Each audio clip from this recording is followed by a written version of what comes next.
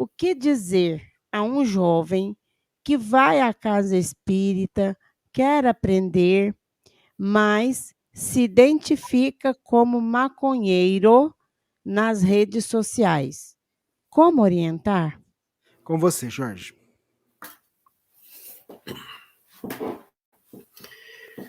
Bom, primeira coisa a observar aí é que ele, na verdade, é apenas um observador de janela daquilo que seja a doutrina espírita. Porque na medida em que a gente se aproxima de verdade do conhecimento espírita e se apropria dele para que ele seja a bússola das nossas vidas, naturalmente o espírito se percebe chamado a ter um respeito muito maior pelo próprio corpo, afastando assim a possibilidade de que eu consiga conjugar dois pontos tão diferentes. Então nós estamos diante de quem? Diante de alguém que está do lado de fora, debruçado numa janela, olhando para o lado de dentro, mas que pertence ao mundo outro, e não ao mundo onde ele diz que ele está. O que fazer? Uma alternativa seria fechar a janela e deixá-lo do lado de fora, o que seria absolutamente contrário a tudo que Jesus falou.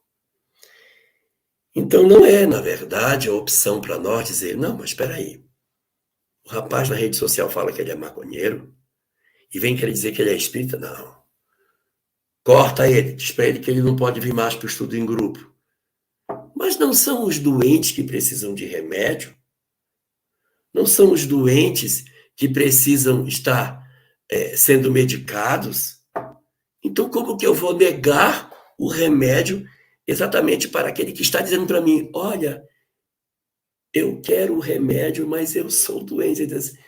Eu vejo aqui, isso me interessa, mas eu ainda tenho muitas dificuldades. A capacidade de entender a criatura humana e de perceber as nossas fragilidades emocionais é uma dificuldade muito grande que a gente tem.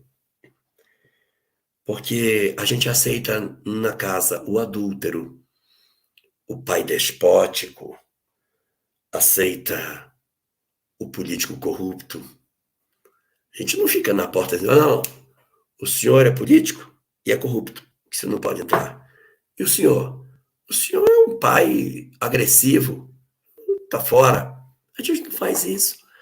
Por que eu teria que fazer isso exatamente com a pessoa que é usuário de droga? Então a gente tem que ter uma estratégia de se aproximar sem validar. Não é assim, não, não faz mal, não, meu filho. Não, faz mal. Não, a gente tem que ser sincero e dizer, olha, existem consequências espirituais, como tem consequência para todas essas outras coisas que eu falei. Então, não é a gente se afastar, é a gente sentar para conversar. Só que para sentar para conversar, não pode sentar com ar de condenação, dizer assim, olha, eu quero sentar e conversar com você. Você não pode mais fazer isso, está errado. Então, se você entrar por essa via de isso é certo, isso é errado, isso pode, isso não pode, você tem que optar ou aquilo ou isso, você vai perdê-lo. Você vai perder. Então a gente tem que chegar com outro discurso. O discurso do entendimento, observando uma frase que Jesus teria dito a Pedro, segundo a obra Boa Nova. Pedro, o homem é mais frágil do que perverso. As pessoas são mais frágeis do que verdadeiramente más. Então, nessa hora, a gente precisa ter alguém que tenha diálogo, que consiga conversar, que consiga dizer assim, esse caminho não é bom. Mas que não diga, ou você escolhe agora, ou então tem mais chance para você. Isso não existe doutrina espírita.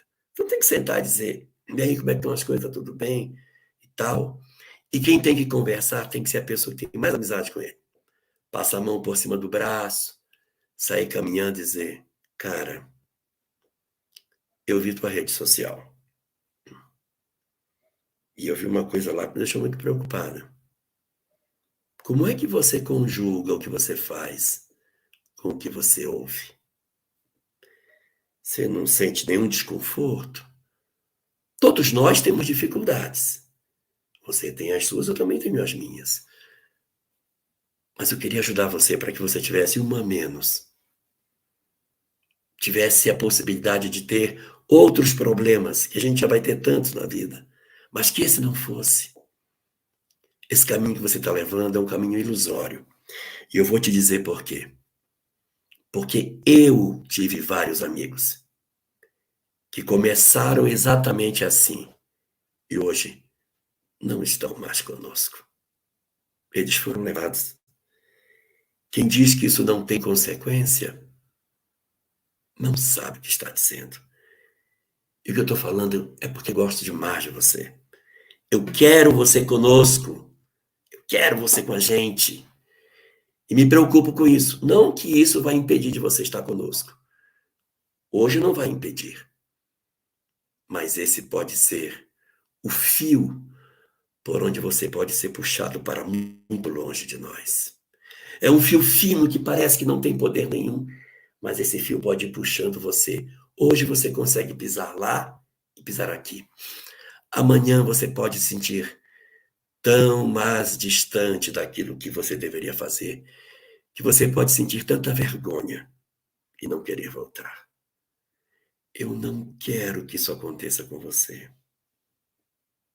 Dá uma chance para que você tenha conflitos em outras áreas, enquanto ainda é tempo. Eu sei dos convites da juventude, mas é uma sugestão para você pensar. Eu nunca irei dar a você nenhum sinalizador de que a gente vai fechar as portas para você. Mas é sua própria consciência que amanhã pode fazer isso. E você é um cara tão valoroso. Eu não quero perder você de perto de nós. Pensa na tua vida. Pensa o que você pode fazer com a sua própria história.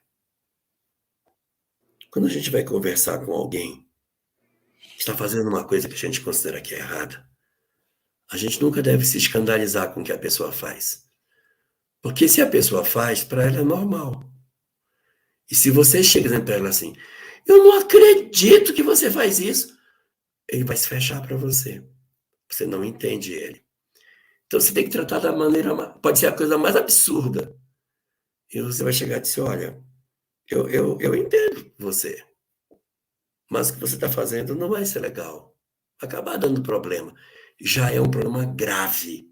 Mas você não pode chegar dizendo para o cara, pelo amor de Deus, põe a mão na tua cabeça, tu é um criminoso. Aí pronto, acabou. Ele vai se fechar. Você cortou o fio. Então, para conversar com quem está do lado de lá, a gente tem que conversar tranquilo.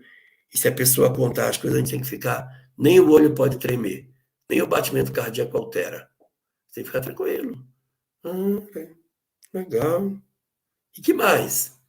Porque senão você quebra a empatia e ele se fecha. Então você tem que ficar como se você tivesse capacidade de entendê-lo e até de aceitação daquilo que ele faz como sendo certo. Mas é uma estratégia para estabelecer o rapport e buscar a pessoa de volta.